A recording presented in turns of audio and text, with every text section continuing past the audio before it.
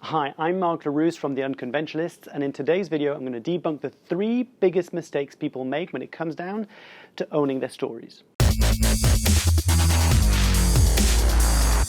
Hi and welcome back to the show. If you're new to this channel, then you'll want to know that every single week I release a video to help you get your message out into the world. So if you fancy joining the tribe, click this button below and subscribe. I'm here in the Entrepreneurial Spark London hub, where I've just spent the last 3 months on the accelerator program, and this is the last week, so I thought I'd record this week's episode in the London hub. I want to talk to you about the 3 biggest mistakes that I see most people do when it comes down to not owning their story. Number 1, my story isn't special or unique. I get this a lot, right? So a lot of us think, well, I haven't had some massive tragedy or I haven't had some massive adversity to overcome, so my story isn't that special, especially when you start looking at the online world and you hear about all these kind of almost Hollywood stories of people overcoming this massive adversity and reaching their ultimate goals. Then we can start thinking, well, my story is not that special.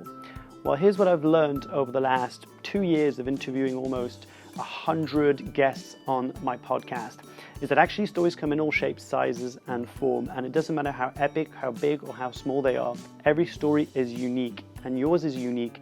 Whatever the life events that have shaped you today make you a very special individual, because only you have experienced those sequences of events, and only you can talk about them in that way.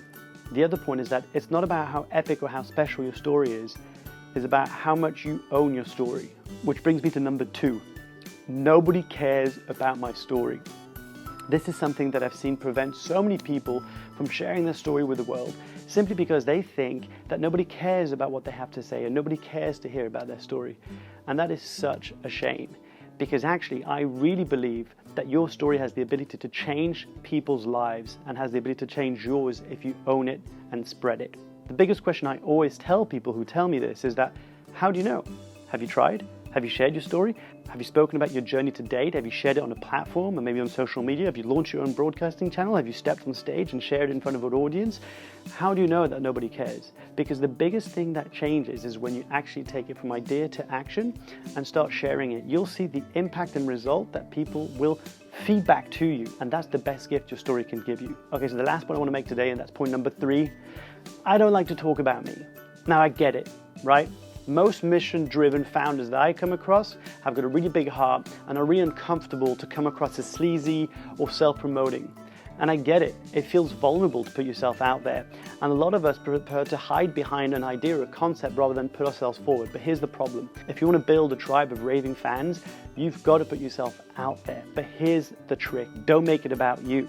And I know it's almost contradicting, right? Yes, it is your story, but it's not about you. It's about you sharing your story so that it can heal someone out there who needs to hear it.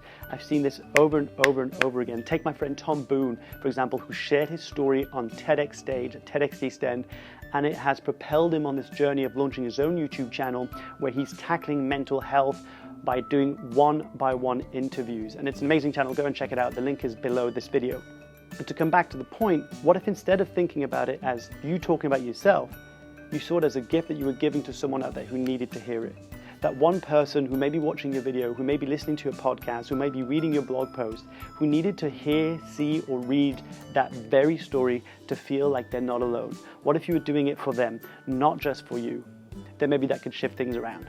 If you enjoyed today's video, let me know in the comments below, and let me know what questions or challenges you have with regard to getting your message out into the world, and I'll answer that question in my next Q&A video. Thanks for watching. Remember, subscribe to the show, and I'll see you next week.